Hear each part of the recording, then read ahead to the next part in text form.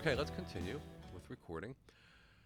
But before we go any further, there's a couple things that I didn't mention that came to mind. I just want to quickly add on to what we've already talked about. The first one is in the audio interfaces, the hardware. And again, I have 192, Studio 192, which is 8 inputs, and I have Focusrite Octopre 8 inputs for the ADATs. That's additional 8, give me 16. The one thing that, and I have a pretty big desk here, and they're in a rack mount unit down here below. Look at my equipment video about what I have here and what I use. But except for the 2 first inputs, the rest of the inputs for the 192, the other 6, and then the Focusrite 8 are all in the back of the rack. Back of the rack. He amuses himself so easily.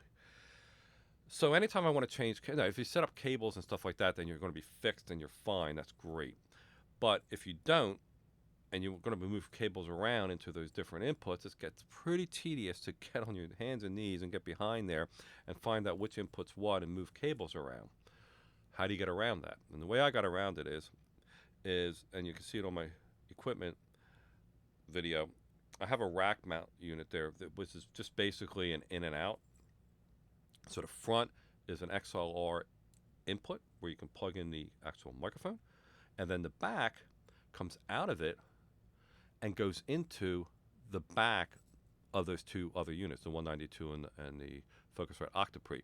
So basically it's just a signal flow of pushing it in here, comes out the back and goes into the back of in each one. So I start with 3 and 4 because the 192 has 2 inputs in the front already.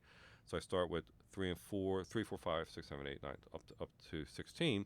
And the first 6 are going into the back of the 192, and the rest of the 8 are going into the back of the Octopre. And this way, all I got to do is just plug in right in front of me. So it's a kind of cool little thing to do if you have more than like 2 inputs and stuff like that. Okay, and then the other thing I wanted to talk about was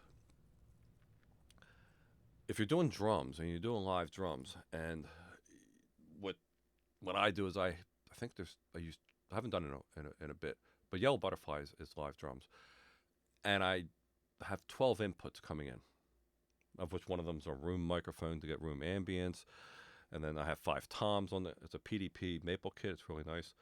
I have 5 toms, so there's 5 there. I have the snare, a hi-hat, 2 overheads for the cymbals, the kick drum, and that ends up being like 12 inputs. And so it fills up 12 inputs. My point is here, when we were talking about metering, with drums, you're going to get bleed.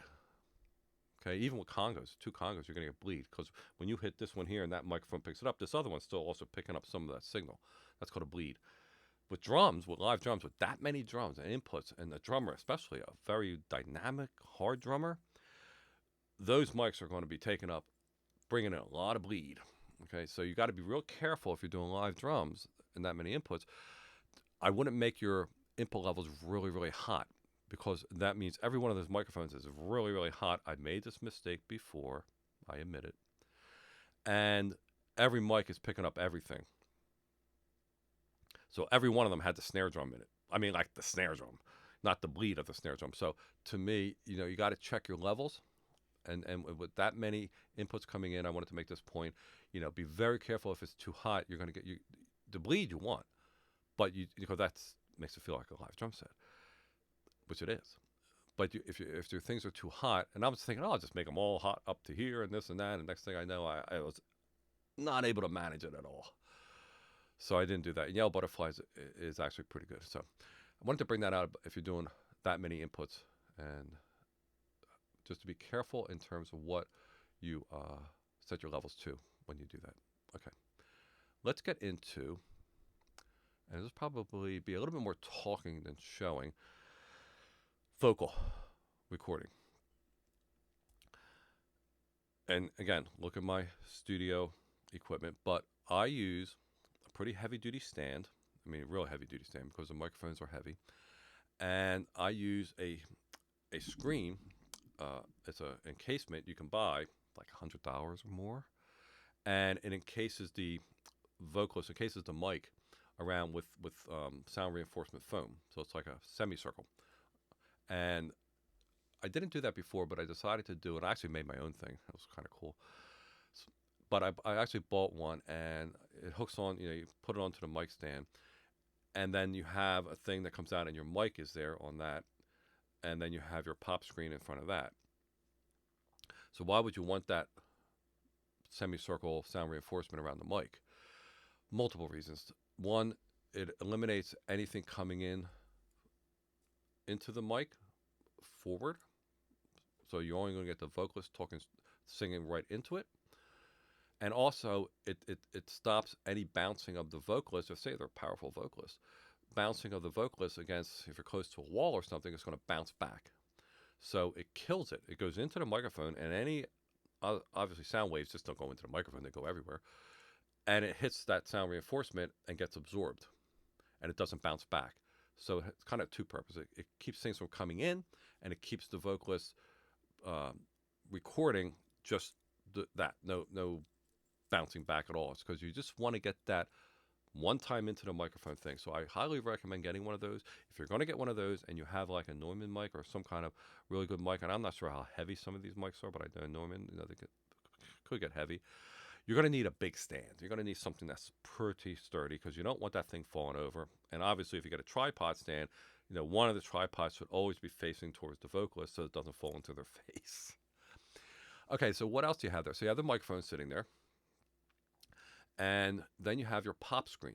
So what's your pop screen? It's not your mama pop screen. Oh, that's so stupid. Just put it in the comments. Gabriel, don't ever do that again. Your pop screen is usually, it could be two things. It could be one, it could be like a silk fabric. It's a circle. You've seen this. You've seen this on, if you haven't ever used it, you've seen it when you have the movies or something about somebody recording, and there's that circle thing, and it has a little gooseneck on it. And that you position in front of the mic, and I wouldn't put it too close to the mic. I wouldn't put it too far away from the mic. No, just a couple inches, 2 inches or whatever. So the vocalist not too far away, and the vocalist isn't touching that pop screen.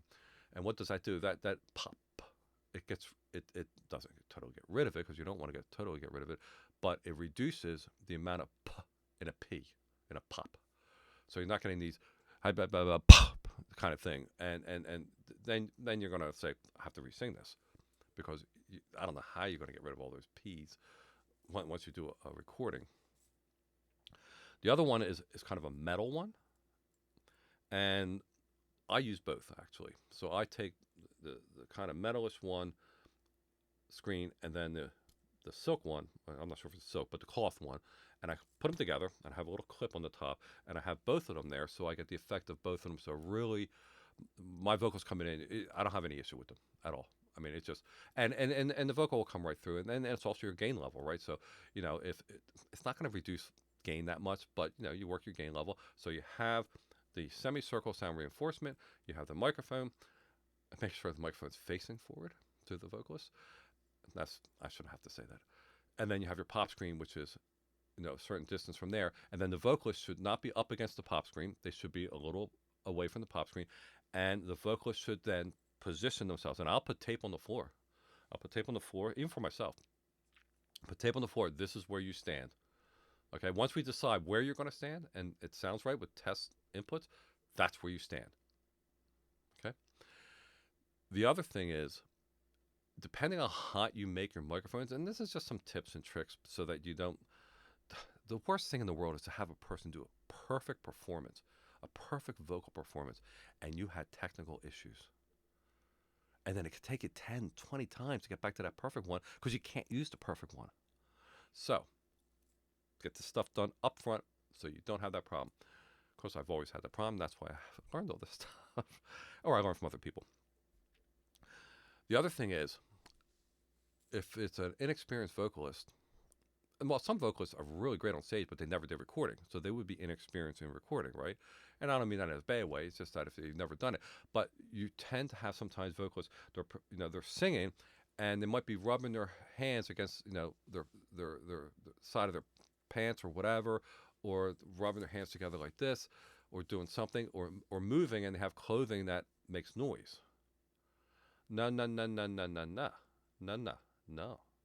That'll get recorded with a very good condenser mic, and the input level at a good level. You'll hear that rubbing. So they have to learn to stand still Be able to move. You want to move when you sing and stuff like that. But as an engineer, if you're recording yourself or you're recording somebody else, listen for all those little things, because when you start increasing volumes in your DAW, oh, I want to increase this, and all of a sudden you're hearing this stuff in the background. You're like, what? I'll give a good example. One time I was recording drums on a song, and this is just another thing that you got to be real careful of, because when you have microphones on and they're hot, they pick up everything. So he was playing the drums, and we were going through these songs, and we were going through, recording this song, that song. Did the drums really great. I mean, it was like 1 or 2 takes. Half the time we took the first take. It was great. It was really good. The drums were mic'd nicely. Everything came in beautifully. And we got them all done. And when I started going, everybody left, and I started doing like mixing, I'm thinking, what is that I'm hearing? And it was on every drum track. And these are really great performances. This is my point about doing great performances and then having to trash them. It finally dawned on me. It was so faint because the drums were loud, but it's there, and I couldn't leave it. I couldn't get rid of it. He was singing the song to himself. That's how he was he was singing it. He heard it in his headphones, but he liked the song so much. He was playing and kind of singing it, but there was no microphone on his face. All the drum microphones were picking up this background singing. I never heard it when it got recorded. And I had to trash every one of them. And we had to do the whole thing over. And I said, don't sing, just play. So be advised that take all these precautions, do test recordings to make sure that when you get to that first take could be the one. You don't want to have all these issues with that. The last thing I'll say is with a condenser mic and stuff like that, and this happened with another friend of mine with another studio. Actually, the person that actually bought my U87 used it for a room mic. So we just do like band recording and just put the mic in the middle of the room or close to the drums, wherever. And he kept it there, and he kept it there, and he kept it there, and he kept it there, and he kept it there. And then later, I asked him to borrow it, and when I started using it, it started cutting out. Now, this is a over $3,000 microphone was cutting out. I'm like, this should not be cutting out. In fact, when I had it, it wasn't cutting out. And what happened? He never covered the mic. So people were there. People were smoking, back when, people were smoking cigarettes. And it was just a general room, dust, all kinds of stuff. That mic is exposed for month after month after month. And I looked it up, and what happens is that stuff gets on the diaphragm. And then the diaphragm's now dirty, either from smoke or stuff like that. And then either you get that fixed, and you're going to pay money for that, or you trash the mic. So it kept cutting in and out. And so I'm doing recording, and I'm like, what's this thing just cut out? And then that's when I talked to him, and that's what he did. So I always cover my mics 2 ways. And I'm not talking about this mic here. I'm not worried about this mic here. Okay, this is an SM58. What's $100? And I don't mean that $100, is cheap, but $100 versus $3,500, it's a big difference. And I use a plastic. It's like a plastic bag here, something like this, plastic bag, like a baggie. And I'll cover them. I'm done. I'll let it breathe because there might be, moisture or whatever on it. Let it breathe. I'm done now. I'll put the plastic on top of the mic and pull it down because it's in its shock mount. And then I'll get like a scarf or a cloth or something, and I'll cover that. 2 things I'm doing. 1, I'm keeping the moisture out, and 2, I'm keeping the dust out. And I know the plastic will keep the dust out, but I'm just kind of freaky about that kind of stuff, especially after that experience. So make sure you take care of your equipment. Okay, so that's that on vocals. So let's go to amplifiers, guitar amplifiers. So you can have any kind of amplifier, any kind of guitar. So you can either be doing a clean, kind of bluesy kind of thing, or classical, or heavy metal. So your guitars and your amps are going to could be anywhere in that kind of spectrum. So how would you generally mic that stuff? And I'm not talking about lining in the guitar, guitar lining in from the guitar directly into the interface, and then you're going to use some plug-in. Totally fine. I've done that too. But I'm talking about if you really want, I have a Black Star. I have a Black Star amplifier, and I also have a 79 twin reverb amp, and I have a Vox AC30, and they're all kind of different. I'm going to have some other ones. And if I'm going to mic them, I kind of generally mic them the same way. Now, the inputs might be different. The input gain might be different, but I'll generally mic them the same way. And then what I do is I use two microphones. I use the famous SM57, Shure, by Shure, S-H-U-R-E, SM57. It's about $89, $99. And I use a Sennheiser guitar amplifier microphone. And you can just look that up. I think they just make one. And you can get other guitar amplifier microphones, but it's specifically for guitar amps. And the SM57, if you look up the history of that, if you don't know about it, is one of the most used and useful mics for recording that kind of stuff and for recording drums. And you're like, well, wait a minute, it's only $99. Why would there's something about the mic? It must be a spirit in it or some kind. Ask anybody. It's like SM57. If you have a studio, you have to have at least one SM57, and it's great for guitar amp miking. So you would get a small stand or whatever and put that mic in front of your speaker, and we'll talk about wearing the speaker. And then I also take the Sennheiser and I put that there too. So I have two inputs every time I'm recording a live amplifier. So why do I do that? Well, by the way, the Sennheiser one is ones you usually see hanging over on the cable onto the amp. It's not on a stand. It's like that square kind of it's not that big, but it's really good. And you have to be careful which way it's facing forward, because they actually put front on it, because where the logo is, you think that's the front. And I made that mistake before, so I have it actually backwards on the amp. And it's picking up the room ambience and not the amp. And I'm like, okay, so they actually put the word front on it. So I use two stands. And what I do is, why do I do two? Because I like the sound of both. And I put them into two different tracks, so I can use either one at different levels. It won't necessarily come in stereo, because when you do that, since it's the same signal, even though I'm getting nuances on those two different mics, it's still the same play, same signal. So when you put two of those together, it's always going to sound in the middle, unless you move your middle, whatever.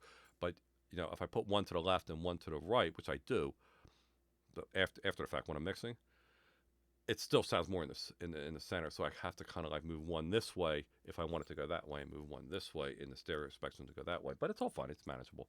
But I like the sound of both of them. And I get both of them in separate tracks. So I have both of the same play. The going theories and arguments, and you can put this in the comments, is where in the cone, sorry about that, where in the cone do you position the mic? So you have a speaker cone behind that grill. And if you have two 12s, you can put them on both of them. I wouldn't do that, and I'll explain why. So what I do is, if most people would say you put it at the edge of the cone. But I've also read and I've seen where it's more closer to the center of the cone. So you're going to get a lot more punch and bass response out of the center, and you're going to get more of the crisp stuff towards the end. So what do? I get both. So I put one towards the edge of the cone, and I put one, usually the SM57, more to the middle of the cone. And it works beautifully, and it's great.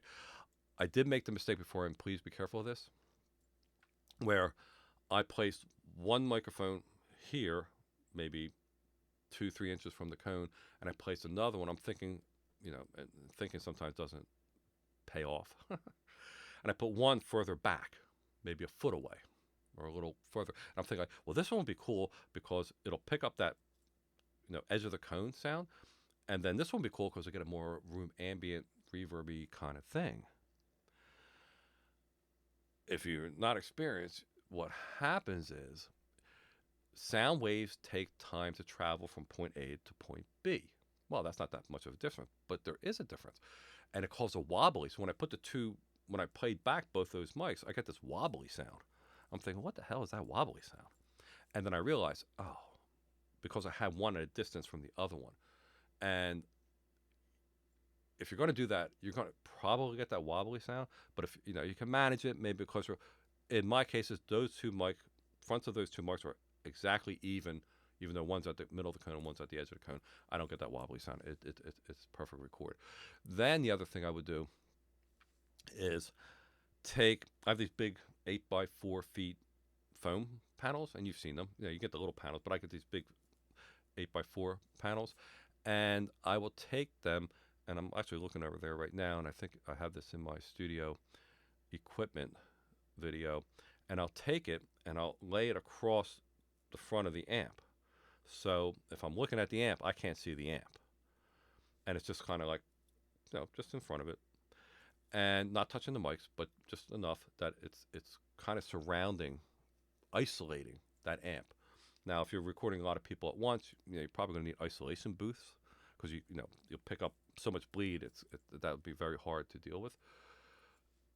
And the reason why I do that is because, number one, I don't want any sound coming back into those microphones. So the guitars, if it didn't have that foam there, the guitar amplifier, especially if it's going to be like a hard guitar and a loud guitar, that sound is going to come out and bounce around the room. Now, unless you have foam everywhere, which I don't, I have a lot of pictures and stuff like that, which breaks up the sound. So it's really cool. It's like really a lot of pictures. It's just a cool environment.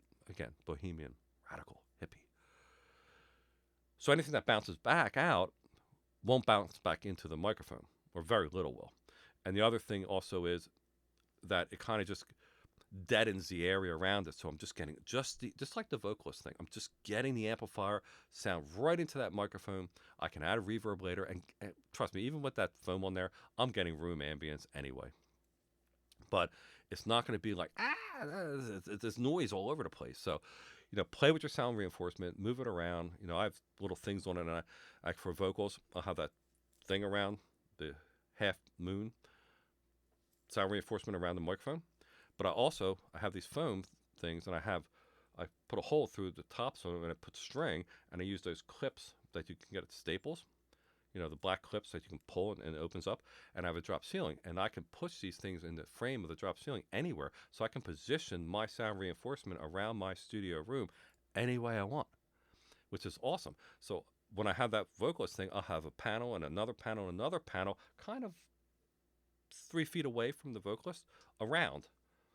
And so, and they're not totally tight together. So I'm going to get some room ambience, but I'm also positioning it so any sound that's outside of the vocalist that could happen will get deadened and won't get into the microphone. So look up sound reinforcement. That's what I do. And that's what I do for guitar amplifiers. Do I do bass amplifiers? Not really. I tend to line in my bass or use a processor, which is still going to be a line in. And I got some really nice bass guitars. So like I have a couple-year-old Fender Jazz Bass Ultra when the Ultra came out.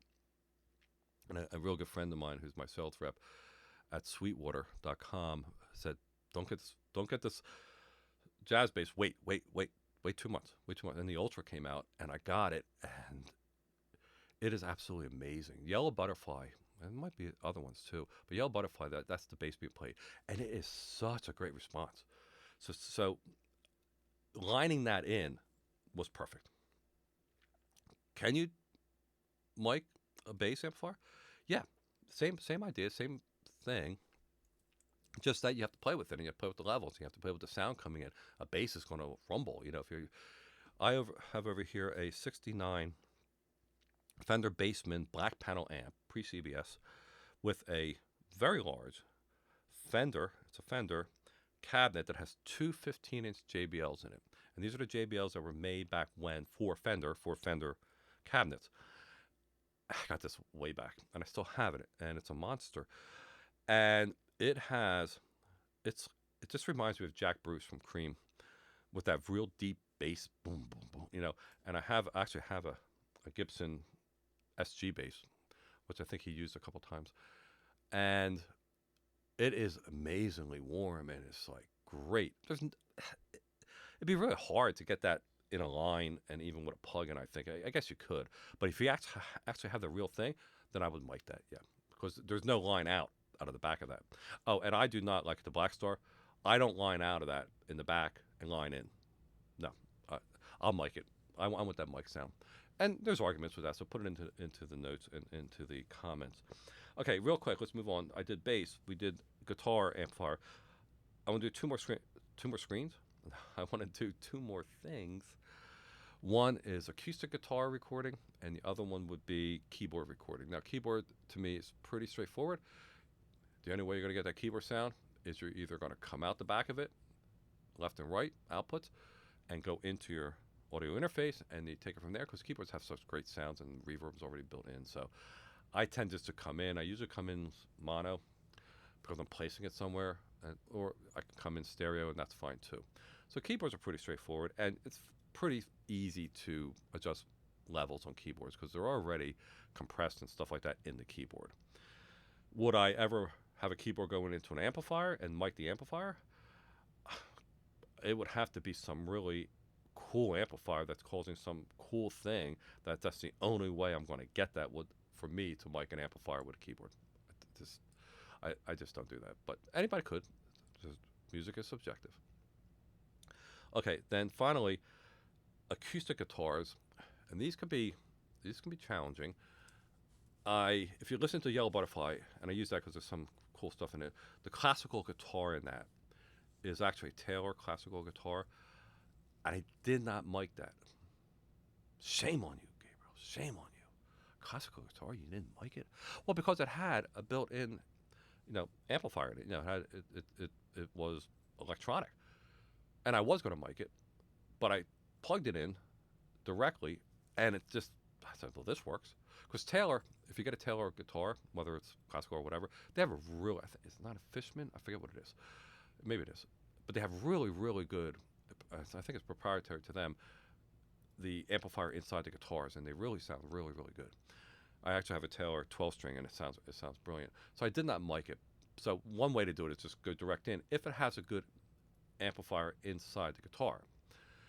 And you can just tell, just play it. If you like what you hear, use it. The other way of doing it is to mic the guitar. Now, when you mic a guitar, an acoustic guitar, whether classical or regular acoustic, you have to be careful where you place that mic. So if you place it directly so the person's going to be sitting there, or you're going to be sitting there, and doing this, do you want to talk about background noise and moving around and stuff like that? You're going to pick up in that play. You got to be really experienced or really, really good at, not moving and playing that instrument and not causing noise when you're moving. You're moving in the strap, stuff like that, or you're moving on your lap and you're hearing it. So, number one, a bit challenging when you do that, especially if somebody's not experienced and they're just playing all over the place. Like, that's all that noise. Stop that. So where you place the microphone, where you want to get a deeper sound or you want to get a more high-endy sound, whether that's the distance either towards the hole or away from the hole up the neck or towards the bridge, and play with it till you find the sound that you like. 2, the microphone has to be there and fixed. I think there's some that actually attach to a guitar. There is is it a Sennheiser? There's one I want to get. I think it's an 814 or something. I forget what it is. And I saw it on a video, and I'm like, I like that, but it's like $800 some, so I didn't get it yet. So what do I use? I use an AKG 414, which is like, at the level of Neumann, and it's great. I mean, it's just it's a great vocal mic, but I have a Neumann, so I use the Neumann. But it's great for acoustic guitar stuff, and it has the shock mount and all that stuff. And you have that, and then you can record your acoustic guitar. And then think about the person moving. So if you're positioning that microphone on the hole, and that's where you want it, and they move, well, now the microphone's at the neck because they moved. Okay, this is the challenge of acoustic guitar recording. The other challenge is string noise. And now you can get string noise even with lining in and out, but you got to remember, if you have a hot microphone here picking up that beautiful sound of that guitar, and the fingers are going up and down the fretboard, and you're getting that string noise. When they're moving, you get with an electric guitar and stuff like that, you hardly ever hear that. But with an acoustic guitar with a hot mic, you're going to get that string noise. Now, there are things you can spray on it. I tried that once, and it was disgusting. And maybe somebody could put in the comments ways to get rid of the finger string noise on an acoustic guitar when you're recording it, recording it with a mic. But I used something, and it wasn't. I was like, well, I still hear the string noise. Now I got all this gook on my neck of the guitar. So anyway, that's the acoustic guitar. Drums, we didn't go into, but I use Sennheiser drum mics. You know, they're small. They have a little clip, and you can bend it down and bend it up, and it clips onto the edge of the rim of the drums, even the snare. So I use Sennheiser for that, and you have to position them a certain way. You know, not totally face down, not totally face up, and it depends how much bleed you want to get out of the drum. So the more they're faced up, the more it's going to pick up the other drums, right? So miking drums, you know, really work at it, really test it. Yeah, and if you have somebody playing the drums, you have to have a patient drummer unless you have this already set up perfectly. Because when it doesn't matter, because you get a different drummer in, they hit harder than the other drummer you had. They hit softer. You're going to adjust your levels, and you might even adjust the microphones. And then there's two Sennheiser overhead condenser mics, and I use some SM57s around there too for the hi-hat. Again, SM57, great. You could use SM57s across the whole drum set, and it would sound good. So that's it for just recording stuff like that. I think hopefully that is helpful, and you get some ideas out of that. So now, on the final part of this recording, and there's all kinds of stuff, so please look at other tutorials and stuff like that.